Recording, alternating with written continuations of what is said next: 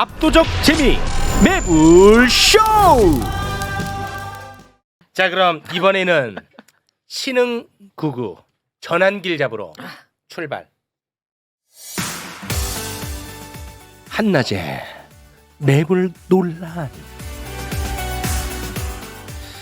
자, 오늘 주제가 총 3가지인데요. 네. 3가지 모두 다 너무 예민한 주제. 그래요? 아, 너무 세던데. 이 진짜 너무 세. 한 주제 한 주제가 다 너무너무 센 주제들입니다. 네.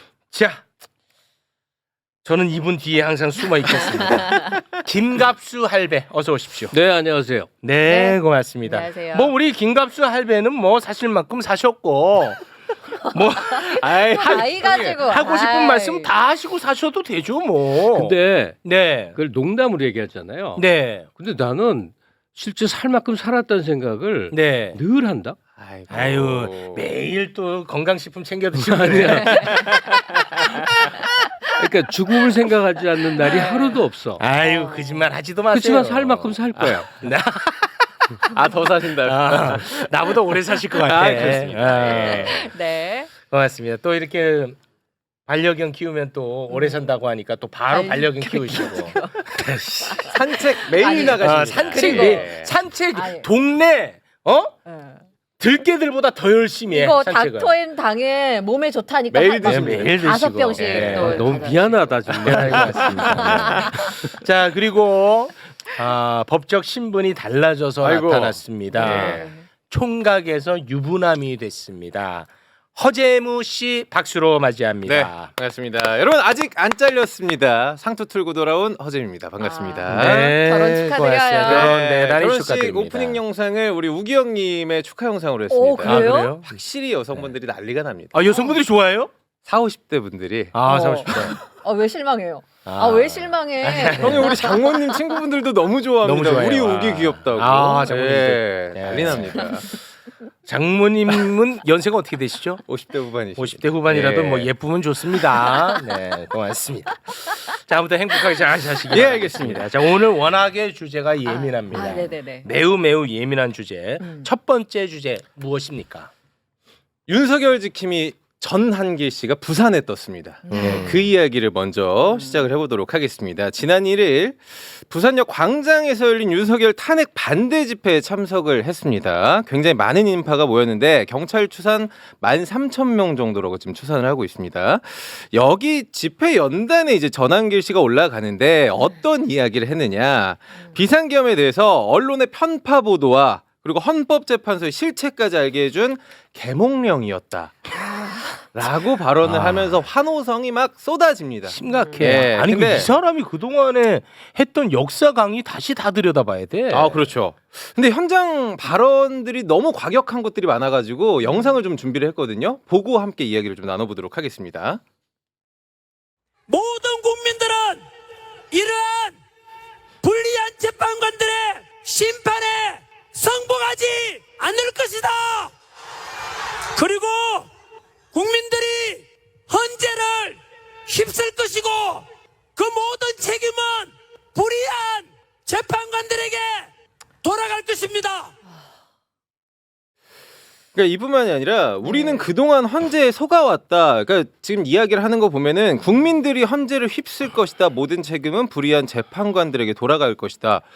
헌재를 휩쓴다라는 건 저는 제가 해석할 때는 거의 뭐 테러를 선동하는 거 아니냐. 아니, 그 119 법원 테러가 있었는데 지금 저런 얘기하는 게 저게 역사 강사로서 할 짓입니까? 근데 형님 이 한마디 한마디 내뱉을 때마다 거의 막 아니, 저기 있는 사람들 뭐 알아서 네. 하는데 이거 죄송합니다. 네, 계속 하시죠. 그러니까 지금까지 발언 전한기 씨의 발언 보면 선관위 부정선거론 밝혀야 된다. 계엄 아니라 계몽령이다. 여기에 지금 헌재하고 야당까지 지목을 하고 있거든요.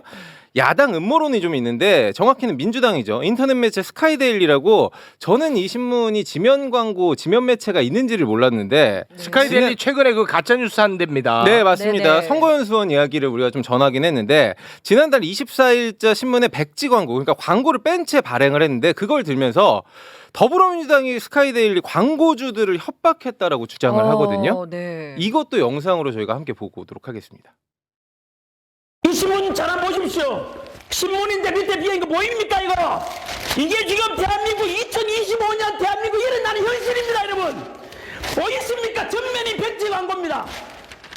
민주당에서는 광고업주를 불러가지고 협박을 한 겁니다. 윤석열 대통령 탄핵을 시키겠다고 시국 선언한 그 장본인입니다.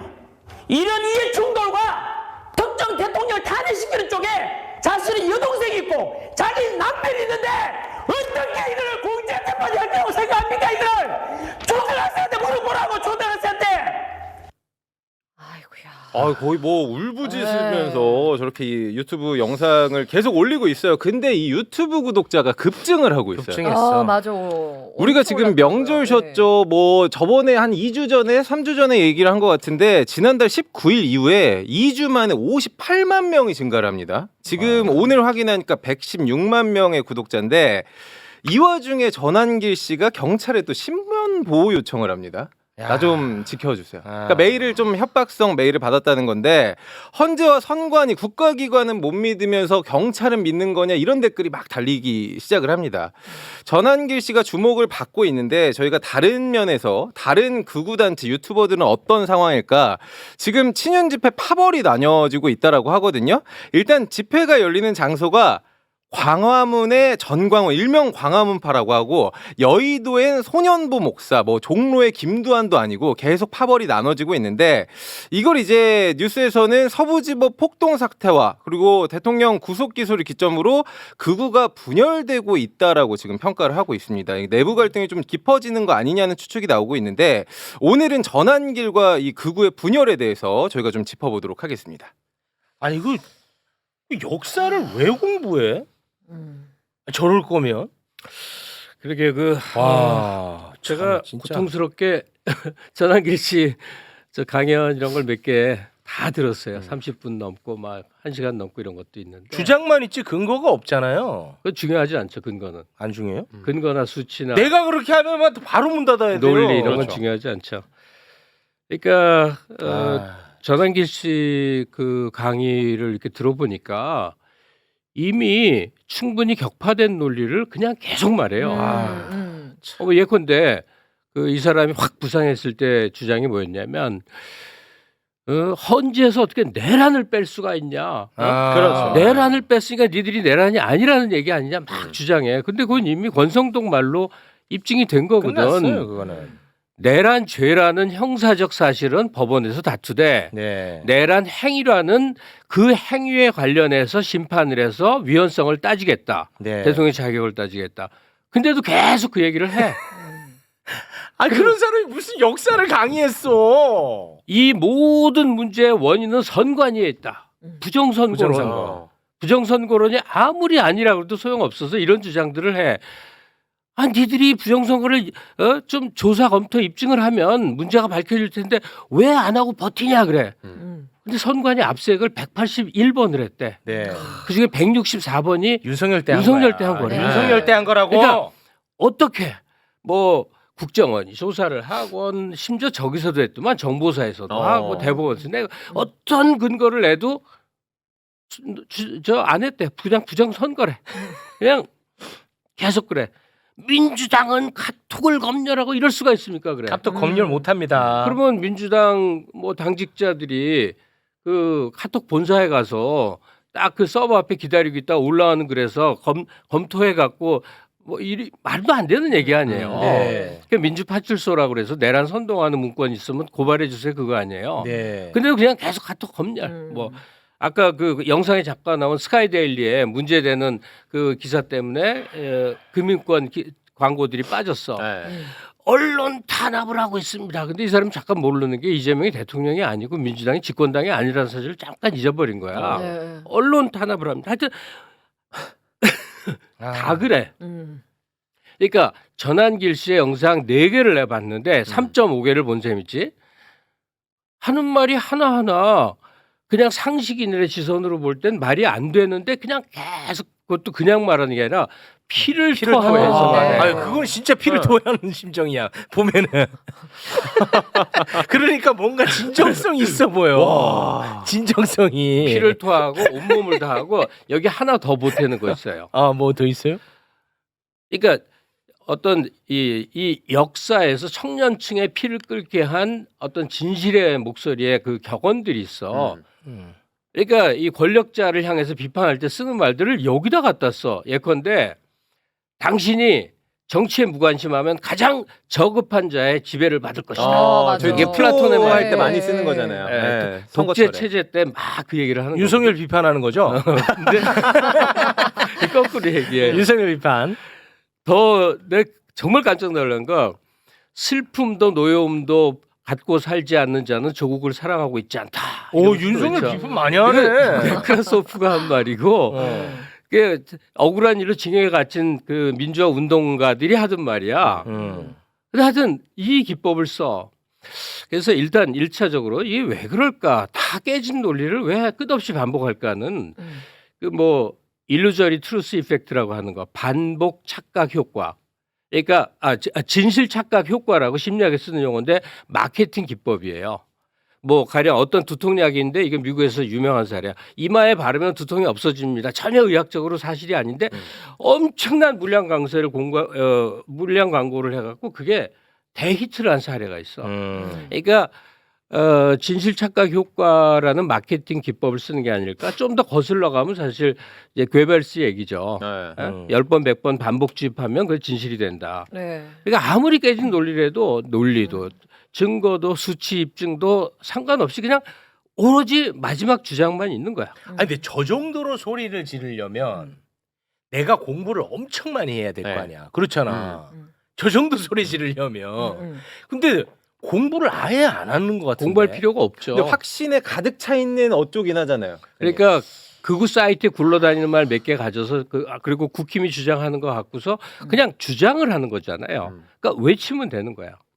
하여튼 그렇다는 사실 이미 붕괴된 것이지만 극우가 함직한 주장을 끊임없이 반복 주입하고 있다는 사실 하나.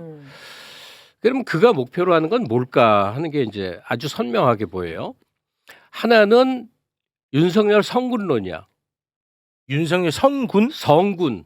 아 영웅. 예, 윤석열은 성군이라는 거지. 그래서 감옥에 갇히신 게 내가 사랑하는 내 부하들 수하들 이들을 다치게 할 수는 없다. 그래서 피 끓는 마음으로 스스로 감옥을 걸어 들어가셨습니다. 이렇게 연설을 해. 뉴스 안 보나요? 버티다가 잡혀 들어갔잖아. 아니, 뉴스 안 봐. 버티다 잡혀 들어가고 지금 다 남 탓하는데. 에, 거기다가 이순신 장군 같은 기계로 국정을 이끌었대. 그리고 역사상 최고의 경제적 성과를 이뤘대. 그러니까 그런데 아이고. 그래. 네. 해라 해. 근데 잠깐 해라. 오늘 봤거든요. 오늘 아침에. 근데 어제 잠깐 이 사람이 살짝 바뀌었더만.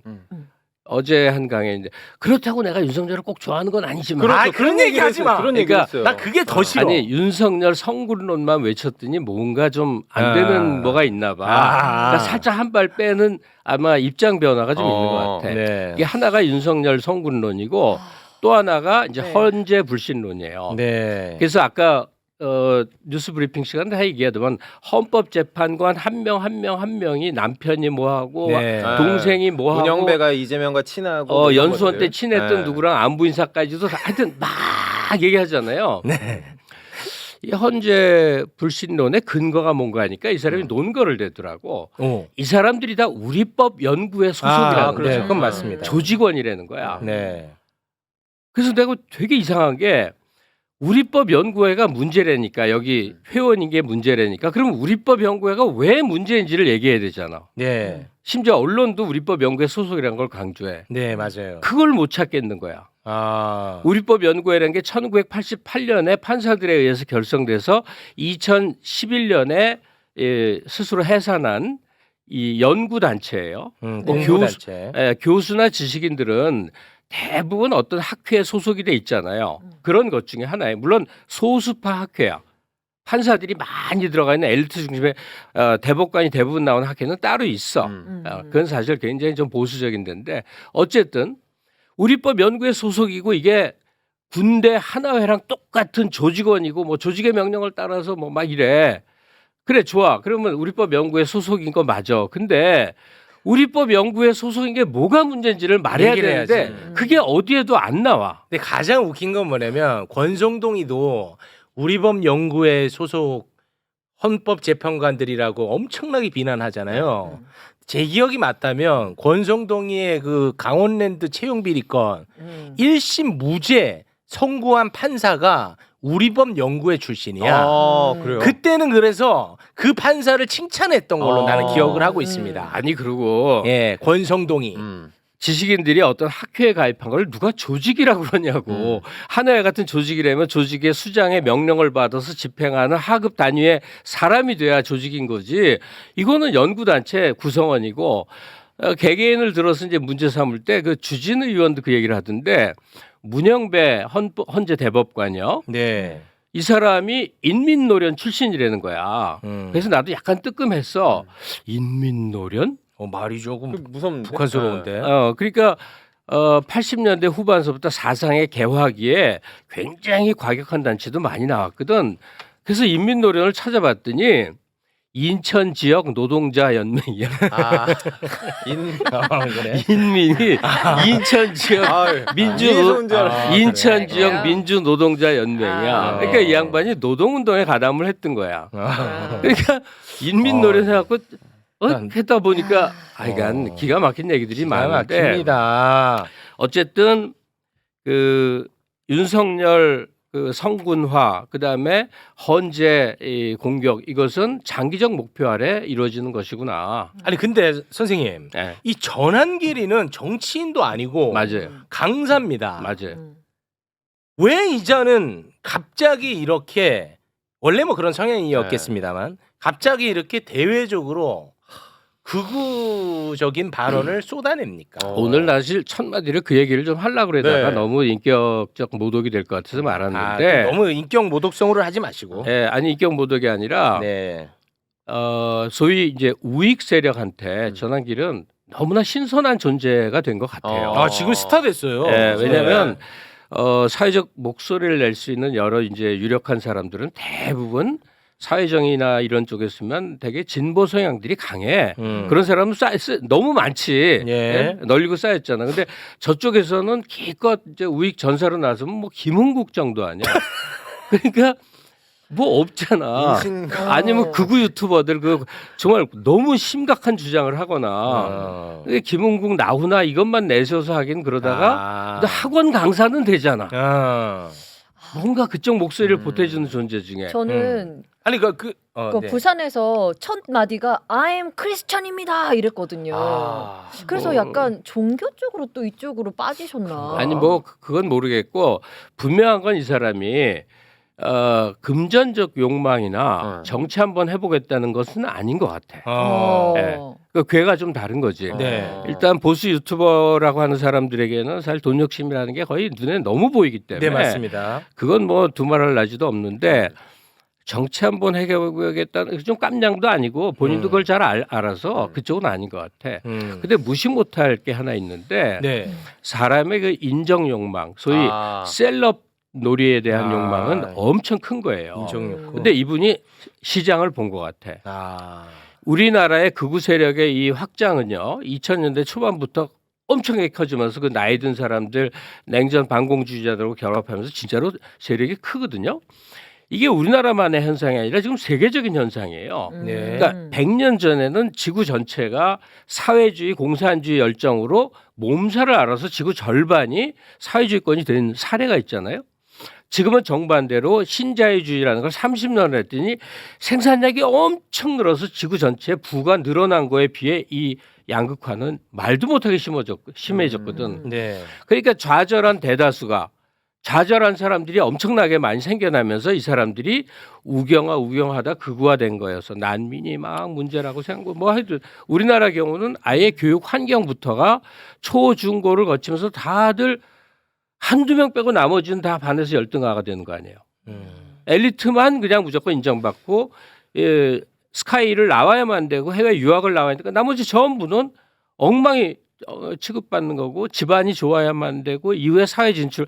그러니까 그 속에서는 좌절한 다수가 생겨날 수밖에 없고 이것을 국가의 정책적으로 교육제도를 바꾸던 뭔가 어떤 이 그랜드 플랜이 없는 채로 20년이 그냥 흘러온 거예요. 네. 그래서 이익층이 커질 수밖에 없지. 음. 그러니까 이 지구적 흐름 속에서 민주주의를 지켜내는 나라와 이 극우 열장에 몸살을 앓다가 확 헷가닥하는 나라, 전쟁을 한다든지 내전이 일어난다든지 하는 나라로 분화가 될 거예요. 그러니까 민주주의를 어떻게든 지켜낸 나라가 역사적 승자가 되기야 되겠죠. 우리도 이제 그 과정 중에 있는 거예요.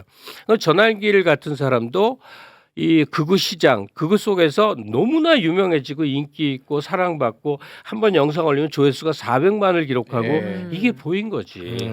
근데 그거는 현실적인 보상이나 이득과는 조금 궤가 달리하는 거란 말이에요. 그게 네. 돈적이거나 정치적인 욕심이 아니라는 거예요, 선생님? 그러면 그거보다 더 큰 걸 수도 있지. 그것보다 더 큰 게 네, 어떤 뭐 그러니까- 영향력이 될 수도 있겠죠. 네, 영향력이 될 수도 있고 이 사람이 1년에 60억 번다고 주장했거든. 네, 맞아요. 그러더라고요. 연봉이 매년 60억 벌었으면 그 상상 초월의 금액인 거거든. 그렇죠. 더구나 장사 마진도 아니야. 자기 몸 굴려서 다 얻는 맞습니다. 거니까 네. 그냥 그대로 소득이야. 네. 체육이나 마찬가지야.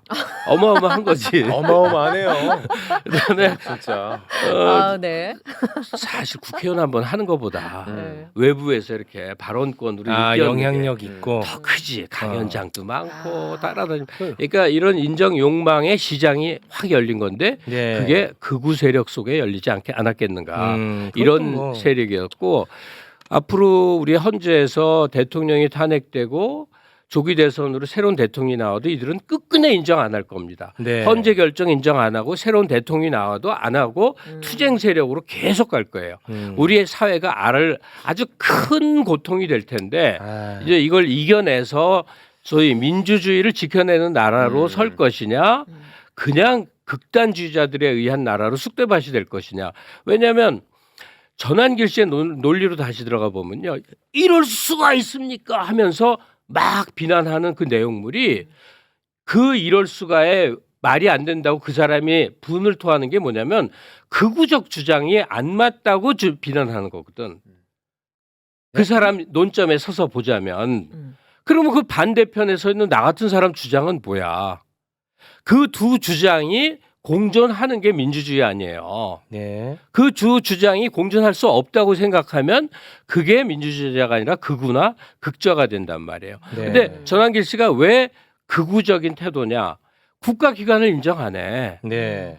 헌재가 결정을 내리는 것도 그게 그거지. 선관위의 태도에 대해서도 법원의 결정에 대해서도 공수처의 수사에 대해서도 일체 인정을 안 하잖아요. 이건 극우 집단들이 그게 그거야. 체제를 부정하는 행위거든. 네. 그러니까 앞으로 체제와 반체제 싸움으로 갈 텐데 사실은 반체제적 열정을 독재 시기에 가졌던 사람들이 지금 민주당에 많이 모여갖고 체제 수호가가 된 거고 희한한 사람들이 많이 이제 전환길 같은 사람이 신장이 돼서 민주헌정을 파괴하고자 하는 열망에 불타 있는 거죠. 알겠습니다. 네. 근데 이게 꽤 오래 가고 네. 꽤 세력이 크고 그럴 것 같습니다. 거기에 가담한 사람들은 꽤 돈도 되고 어. 이럴 모습이 눈에 그냥 그려져요. 네. 자, 전환길. 아, 이거 좀 공부라도 좀 하고 자기 주장을 하면은 그나마도 괜찮을 텐데 진짜 너무 공부를 안 해. 내가 볼 때는. 내용이 진짜 빈약하더라고. 내용이 없어. 네. 빈약한 게 아니고. 네. 난 그래서 그걸로 난 많이 놀랬거든요. 알겠습니다. 자, 그러면 다음 이슈로 좀 넘어가 보겠습니다. 네. 몇 번 하면 될까요? 선생님? 계속 합시다. 2번, 3번. 아, 그렇습니까? 할 수 있는 데까지 합시다. 네, 뭐 오늘 뭐 약속이 없으십니까? 네. 자, 그러면 네. 계속 한번 가볼까요? 2번 넘어가도록 하겠습니다. 지난해 9월입니다. 세상을 떠난 MBC 기상캐스터 오요 안나 씨 이야기를 좀 가져왔는데요. 지난달 27일 잠깐만. 고인의 허재무야, 허재무야. 허재무입니다. 예, 오 요한나 씨. 요한나. 네. 조해너. 알겠습니다. 오 요한나죠. 근데 방송 트는데 자꾸 오요 안나, 오요 안나. 네네네. 네, 오 요한나 씨 이야기를 가져왔습니다. 네. 지난달 27일 고인의 유서 내용이 한 매체를 통해서 공개가 됐는데요. 동료 기상캐스터들에게 지속적인 괴롭힘을 당했다. 이 직장 내 괴롭힘 내용이 유서에 담겨 있어서 파문이 일었습니다. 먼저 고인의 생전 모습 저희가 영상으로 준비를 했습니다. 이게 뭐야? 기상캐스터 최종 면접? 네. 그리고 제가 되었습니다.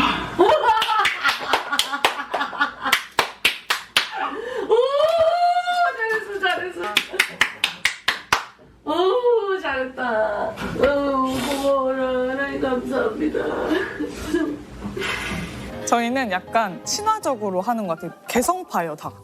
개개인이 다 개성파여서 저희는 저희 팀 채널이 따로 있거든요. 거기서 저희들 색깔도 많이 보여드리고.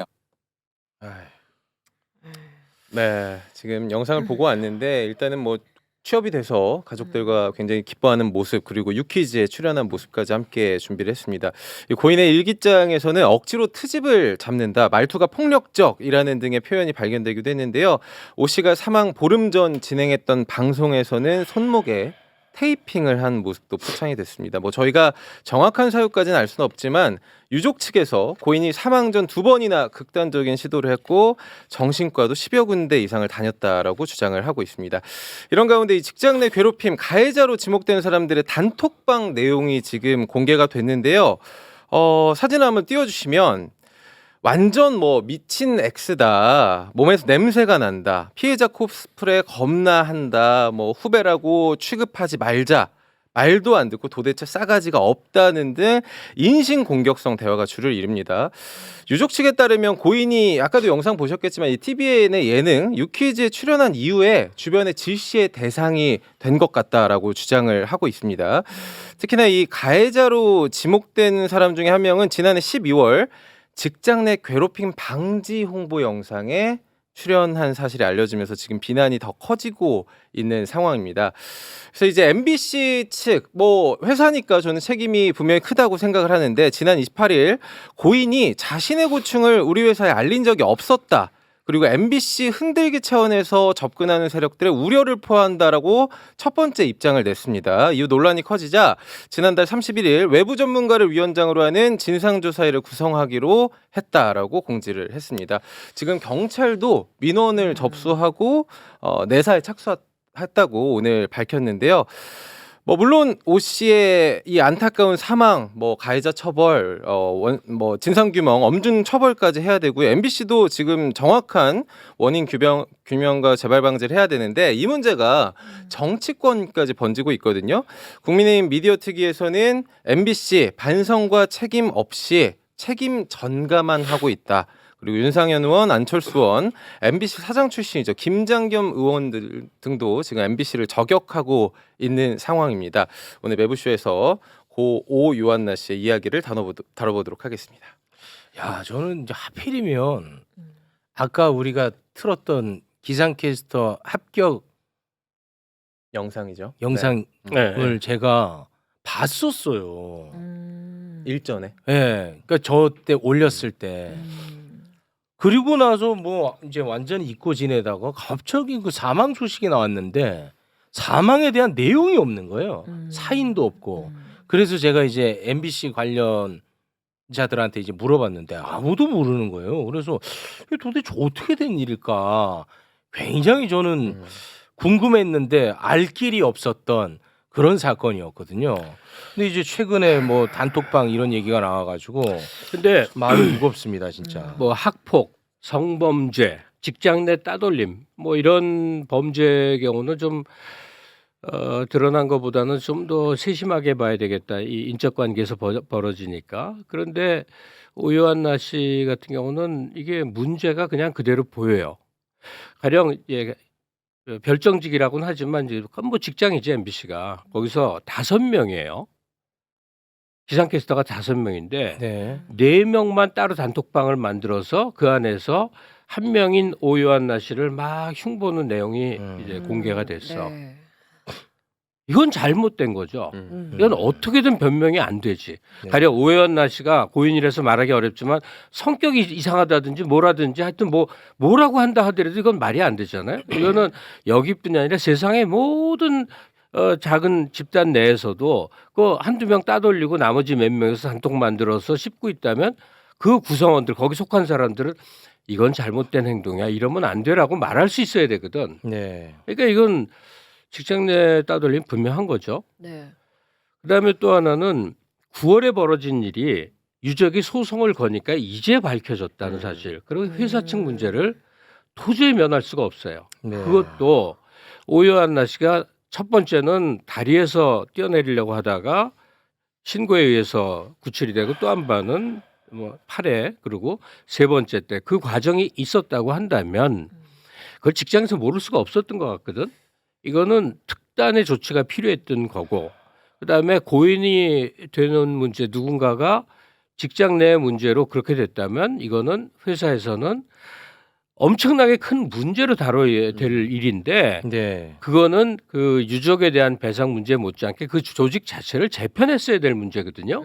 즉 그러니까 기상캐스터실이라는 게 존재한다면 아무 일도 없었다는 듯이 결혼을 충원하는 걸로 그냥 갈 수는 없는 문제였다고 생각해. 근데 실은 한 명 그냥 없어졌나 보다 하고 온 거란 말이에요. 이 문제에 대해서는 조직문화적 차원에서 정말 심각한 내부 반성과 토론이 필요한 문제 같아. 네. 그다음에 이 괴롭힘의 유형 중에서 도저히 용서가 안 되는 게 이 선후배 문화. 네. 심지어는 2달 먼저 들어온 사람이 자기가 선배라고 퇴근 안 시키고 뭐 별별 일을 다 시켰다고 그래요. 이 선후배 문화라는 건 한국 사회 고질병인 거거든. 단지 먼저 시작했거나 먼저 태어났다는 게 어떻게 상위자가 되냐 이거야. 이게 우리나라에만 있는 굉장히 기괴한 풍토거든요.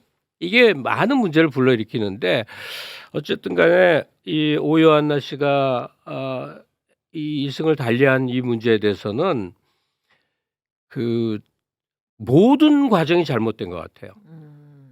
돌아가신 분이니까 말하기는 어려운데 설사 오요한나 씨가 과실이 있다 해도 아닐 것 같아. 제가 이분 영상을 몇 가지 봤는데 상당히 호감형에 열심히 그 일하는 그 성취감에 그냥 너무너무 열정적이었던 사람인 것 같은데, 그렇다 해서 이 다른 구성원들이 다 악마냐 하면 그건 아니었던 것 같은데, 본인들이 범의 없이 저지른 범죄에 대한 철저한 자기 반성은 있어야 되는데 이렇게 유야무야 돼왔구나를 알고서 깜짝 놀란 거예요. 네. 그러니까 이 MBC 자체에서는 이게 좀 크게 다뤄져야 될 것이고, 마지막으로 하나 요구하는 것은 유족과 소송으로 이 문제를 풀어서는 안 된다. 유족들이 충분히 만족할 만한 해법을 MBC가 내놔야 돼요. 네. 소송을 취할 만큼의 해법을. 맞습니다. 네. 그 MBC 아까 그 입장을 잠깐 소개를 하지 않았습니까? 네, 맞습니다. 뭐 MBC 흔들기다. 네. 네. 근데 저는 모든 일이 MBC 흔들기처럼 그런 일은 난 존재한다고 봐요.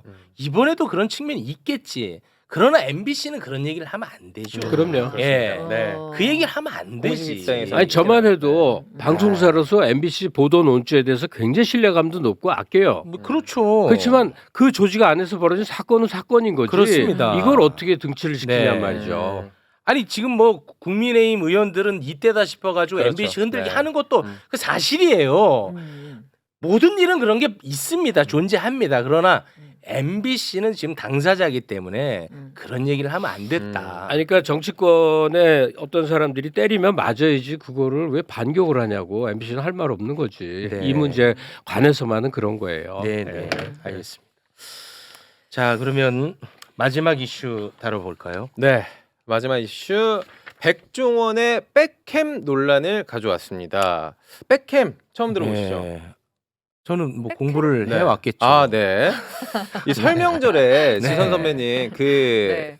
햄 통조림 햄 선물 세트, 스팸 선물 좋아하죠. 세트 이런 거 많이 받잖아요. 네. 자취생도 좋아하고 네네. 그거에다 뭐 밥 이렇게 드신 분들도 굉장히 많은데, 스팸 비슷한 통조림 햄 더본 코리아에도 있습니다. 그게 바로 백햄이에요. 네. 그러니까 백종원 대표가 명절을 맞이해서 백햄 선물 세트를 특별 할인가로 판매를 합니다. 네. 그러니까 200g 9개들이 선물 세트 정가가 원래는 5만 원이 넘어요. 5만 원 넘는데 넘는데. 이번에 설 명절에서 특가 45% 할인 판매합니다. 28,500원에 판매를 하거든요. 여기에 백종원 씨가 홍보를 합니다. 유튜브에서. 네. 야, 이거는 100% 한돈에 가격이 정말 좋습니다. 나라면은 10개를 사놓겠네. 뭐 이런 식으로. 45% 할인되면 많이 하는 거네. 많이 하는 거잖아요. 네. 그래서 온라인몰 품절까지 납니다. 이게. 오, 네네. 여기까지 뭐 홍보 잘했네, 마케팅 잘했는데, 그런데 사고 보니까 좀 억울합니다. 왜요? 첫 번째, 네. 백햄의 정가가 애초에 스팸 뭐 경쟁사보다 이게 유사 제품보다 높게 책정이 돼 있다. 이런 이제 가격 논란이 나오는 거예요. 그래요? 그러니까 경쟁 제품 대표적인 게 스팸인데 스팸 9개 세트 가격이 지금 찾아보면 10,000원대 후반에서 20,000원 초반이거든요. 네. 근데 백캠 특가가 28,500원이잖아요. 특가보다 싼데 정가는 5만 원이 넘는다라고 얘기를 했잖아요. 그래서 소비자들이 이거 일부러 정가 높게 책정하고 할인 판매하는 이거 상술 아니냐 이런 식으로 이야기가 나오기 시작을 합니다. 네. 백캠이 스팸의 어떻게 보면은 후발주자고. 후발주자죠. 스팸은 그냥 통조림 헤매. 완전히 그냥 1등. 1등이죠, 1등. 근데 스팸보다 가격을 2배가 더 높게 비싸게 책정을 해놔. 했어. 그래놓고 마치 할인을 해주는 것처럼 반값으로 판매한 것 아니냐. 그러면 했는데도 그 가격이 더 높아. 아니, 그런데도 아. 스팸보다도 더 비싸. 내가 만약에 이거 샀으면 아. 상술에 당했다. 그렇죠. 뭔가 이렇게 약간 이제 뒤늦게 온 거예요. 네, 그래서 막 글을 올리니까 백종원 대표가 해명을 합니다. 가격에 대해서 영상 한번 보시죠. 비싸게 물건 값을 책정해 놓고 반값 할인 이게 언제적 상술이냐라는 게 제일 크잖아요. 저희가 이제 후발주자고 당연히 후발주자는 생산 비용이 많이 들어요. 시장 가격 대비 합리적이라는 게 아니라 생산 원가 플러스 유통 마진까지 포함했을 때 가격을 책정해 놓은 가격이에요. 원래 판매 가격이. 하지만 이제 많이 팔면 팔수록 이제 점점 대량 생산 들어가면서 이제 낮아질 수도 있겠죠. 이걸 보면 대량 생산을 하는 경쟁사에 비해서 우리는 지금 소량 생산이고 많이 팔리지도 않기 때문에 원가 차이가 크다라고 이야기를 해요. 야 이거는 안 하는 게 안 하는 게 나았어, 형님? 야 아니 그러니까 백종원 입장에서 이 영상은 안 찍는 게 낫어. 안 찍는 게 나았는데 아니면은 그냥 솔직하게 예를 들어서 어. 뭐 근데 이분은 자기가 계속 상술은 아니라고 하니까 나 같으면 네. 솔직히 솔직하게 좀 원가 좀 높게 책정하고 이렇게 했습니다. 얘기하는 게 낫지.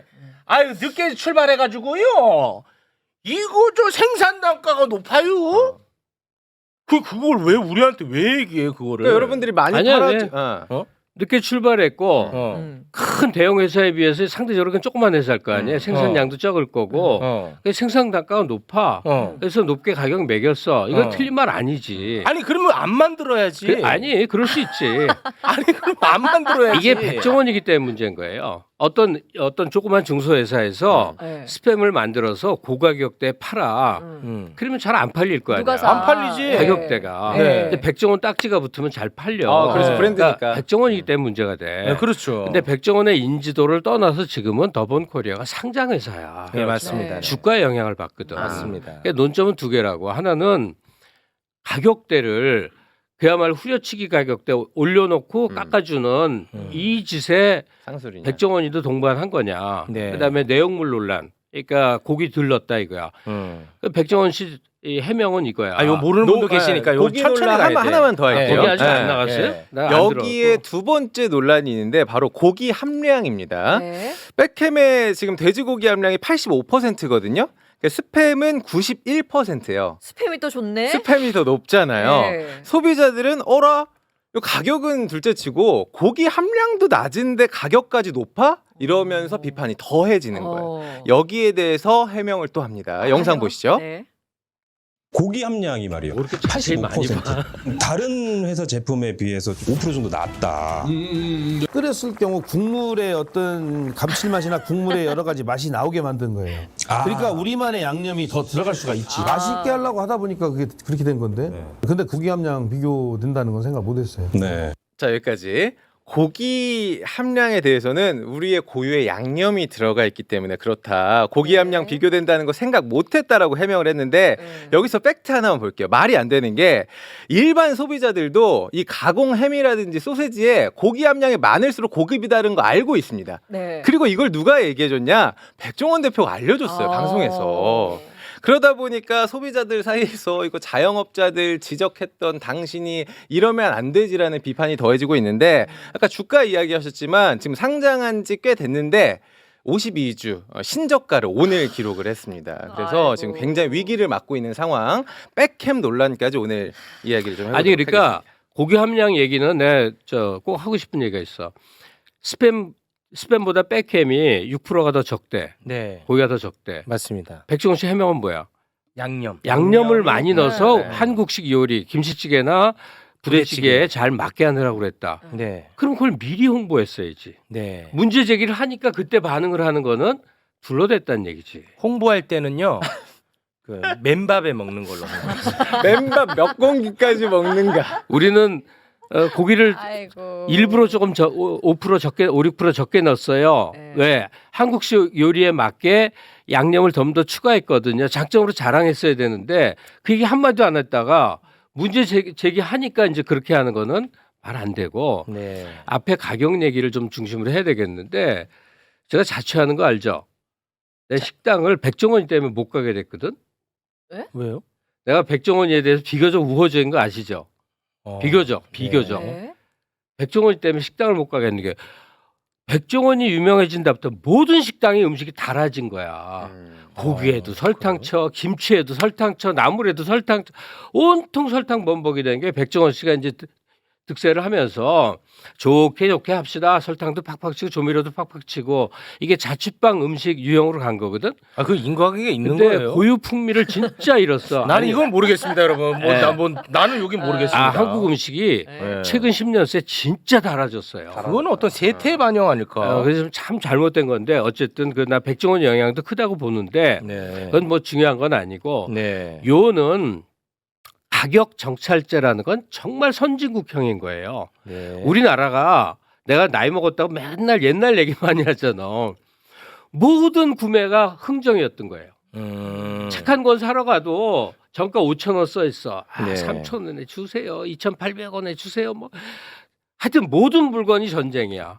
그래서 반 정도는 속았다 하는 생각을 하게 돼. 그러니까 가격이 어떻게 뭐가 많은지 몰라. 모든 물건에는 가격은 아무 의미가 없어. 흥정하기 나름이에요. 그게 우리나라였어요. 네. 그러다가 정찰제가 된 게 한 90년대 말 중반 후반부터야. 네. 선진국형 경제로 들어간 게 그걸로 신경 쓰지 말고 써 있는 가격을 그냥 믿는 거예요. 네. 도서는 완전 정찰제가 됐고 네. 대부분은 이제 우리는 정찰제대로 그냥 사는 거예요. 네. 우리 마트 가서 물건 살 때 삑 그냥 찍잖아. 그렇죠. 맞습니다. 마트 주인하고 흥정 안 하잖아요. 네. 네. 이게 우리가 좋아진 거거든. 근데 이놈의 쿠팡 들어가면 전부 할인 물건만 사게 돼 있어. 죄다. 맞아. 이게 지금 정찰제가 깨지는 중이고 더번코리아 백종원이라도 그 틈새 노린 거예요. 5만 원 붙여고 2만 원에 팔면 3만 원 싸게 샀는데 이렇게 맞아. 생각 들잖아. 기분 좋죠. 근데 이게 잘못된 거거든. 음. 뭐 어쩌다가 80% 90% 세일은 이해를 해. 그건 재고 처리니까 그냥 완전 이건 없애버리자 이런 거니까. 근데 대부분의 물량이 지금은 뭐 골드박스니 뭐 반짝 할인이 해서 전부 할인 물건으로 돌아가게 되니까 거기 있는 정가를 일체 믿을 수가 없게 된 거예요. 그런데 많이들 그러는데 백종원이가 왜 더 욕먹냐? 유명인이라서 그래. 당신은 좀 더 모범적인 모범적인 사업 수완을 벌였어야 되는 거 아니냐? 네. 라고 백종원 같은 존재에게 대중이 강요하게 돼 있다고. 그 말씀 맞죠. 그렇죠. 네. 그만큼 성공했고, 그렇습니다. 그만큼 사랑받았고, 네. 그래서 그만한 책임이 따르는 거여서 네. 이번 경우도 백종원 씨가 변명하지 말고, 그냥 맞아. 가격 정책에 대한 진실을 밝히면서 네. 뭔가 난 차라리 더번코리아는 어떤 경우에도 세일하지 않습니다. 뭐 이러고 나가면 얼마나 좋을까. 네. 설 명절에도 세일하지 않습니까? 그리고 제 가격 붙여놓고 뭐 그게 홍보 포인트가 될 수 있잖아요. 예, 가격 정찰제가 파괴되고 있는 게 지금 온라인 마켓을 중심으로 너무 심하게 벌어지고 있는데 네. 이거 우리 삶 참 피곤해지는 거고 네. 다시 후진국형으로 지금 되돌아가는 거예요. 너무 좋습니다. 저는 이 건으로 백종원에 대한 모든 평가가 다 바뀌어야 된다고 생각하지 않습니다. 저는. 네. 그동안에 얼마나 인기가 많았습니까? 맞아요. 이걸로 평가가 사업적인 한 부분이에요. 네, 다 바뀌어야 된다고 생각하지 않아요. 근데 저는 이번 건은 저는 분명히 잘못했다. 왜냐? 백종원이 그동안에 이야기한 것과 정반대의 모습을 보여줬어. 솔루션과 맞아. 네. 맞아. 그러니까 그것 때문에 비판 받는 거거든요. 나는 이때 백종원 회장님이 나 용기를 좀 내줬으면 좋겠어. 어떻게 어떤 할까요? 용기요? 아 솔직하게 나 이번에 상장에서 부담이 좀 있었다. 주주들을 위해서도 주가를 좀 부양할 이유도 있었고 나 이거 잘못했소이다. 난 용기 한번 내줬으면 좋겠어. 난 정말 어떻습니까? 아니 난 뭐 적극 동의하는데 네. 백종원 씨가 해명한 것 중에 이 가격 정책은 꼭 틀린 건 아니고 지금 그렇게 해 설 명절 이럴 때 마진율 확 줄이고 뭐 해갖고 유통비 뺐다 이거예요. 네. 근데 그럼에도 불구하고 우리 요식업계에서 백종원 씨가 좀 선구적 태도를 보였다면 이 마케팅도 선구적으로 했었어야 되는데 하여간 가격 후려치기 그 여치기라고 그러거든. 이게 여치기 이 풍토 없애는 데도 좀 앞장서면 좋지 않을까? 네. 뭐 이런 생각을 합니다. 알겠습니다.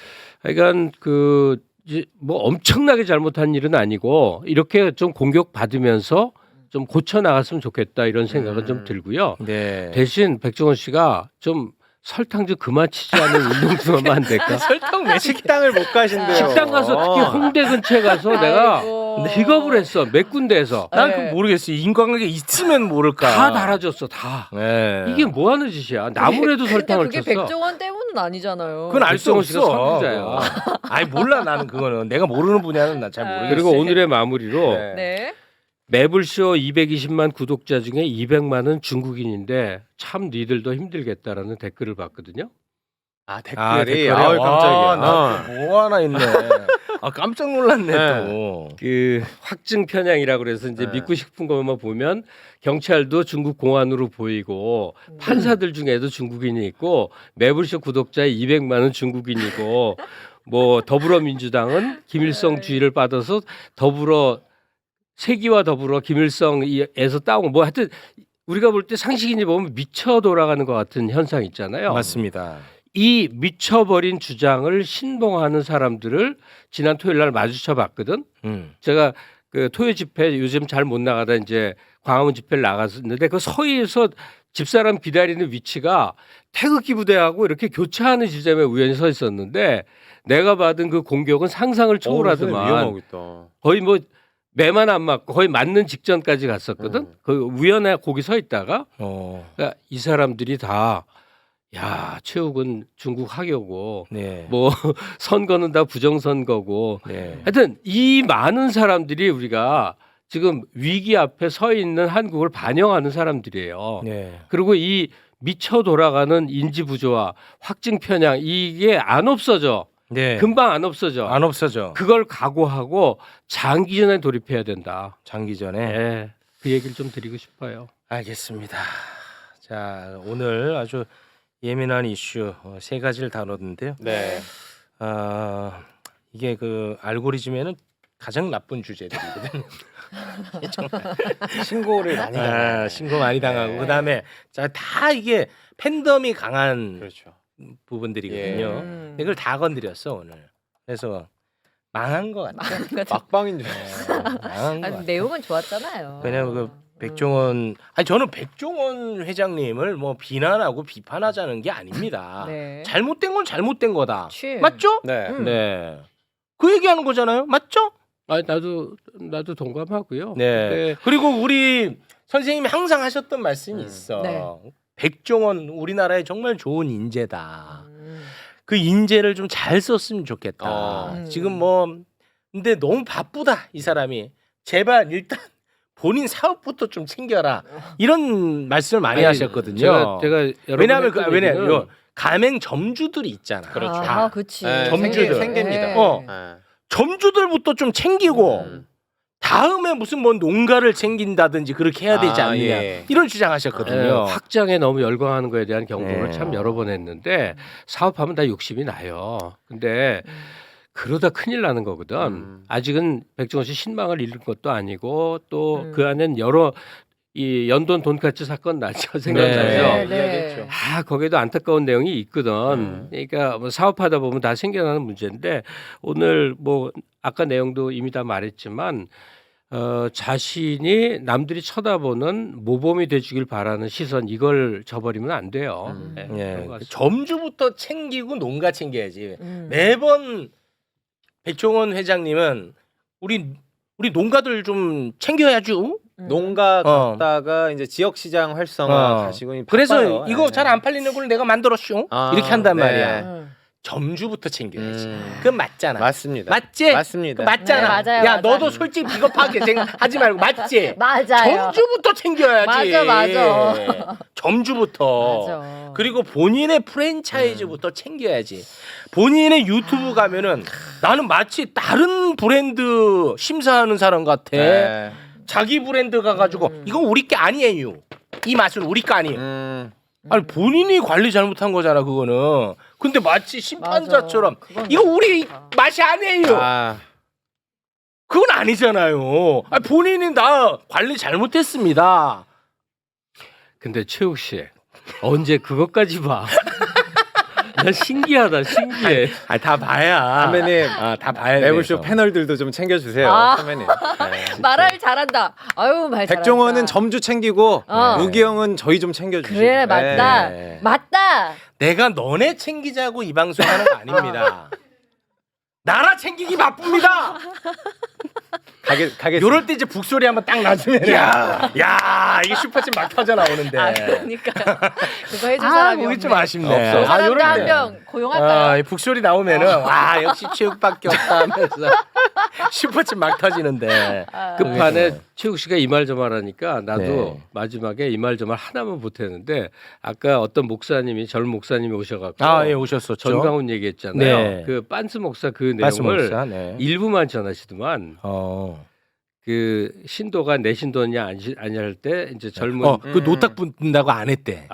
예. 일부러 안 했다. 예, 노딱 붙어서. 끔찍한 부분이 있는데 그 노딱 붙어서 안 했대. 일부러 안 하신다구나. 진짜 말도 안 되는데 노딱 붙어서 안 할게, 해. 안 할게. 근데 전광훈이 그 말을 하니까 그 교육자 사역자 모임이거든. 네. 그 많은 사람이 아멘 하는 거야. 그 노딱 붙어서. 그게 아는 거였구나. 네. 대단히 고맙습니다. 난 또 뭐 하시나 했네. 고맙습니다. 네. 아이고. 자, 그럼 오늘은 여기에서 마무리 짓겠습니다. 함께 해주신 두 분 진심으로 고맙습니다. 감사합니다. 네, 고맙습니다. 오늘 1부, 2부, 3부 다 정말 예민한 이슈를 많이 다뤘군요. 그래도 꽉 차 있었어요, 내용은. 아니, 꽉 차 있었습니다만 네. 이게 저희한테는 이게 참 도움이 안 되거든요. 하지만 또 할 건 해야겠죠. 네. 일단 저는 레거시 미디어는 못 나갈 것 같아요. 앞으로 네, 쉽지 끝났다고 않아요. 끝났다고 봐야겠죠? 봐야 돼. 왜냐하면 지금 방송가에서는 네. 백종원 모시기 바쁜데 다 혈안이 그냥, 돼 있고 어. 백종원은 정말 신이거든. 네. 근데 지금 백종원에 대한 안 좋은 얘기를 다루고 있으니 이게 어디로 갑니까? 매불쇼에다가 뼈를 묻어야겠죠. 네. 쉽지 않습니다. 그래도 오늘 좋은 거 배웠잖아요. 근데 방송 중에 우리 어머니한테도 카톡 왔더라고. 뭐라고요? 뭐가 누가? 너 앞으로 방송 안 할 거니? 네, 카톡. 너무 그렇게 하지 마라. 뭐가. 야, 주위에서 이렇게 말려주는 사람 있네. 엄마가. 용돈 못 보낼까봐. 아이고. 대단히 고맙습니다. 네.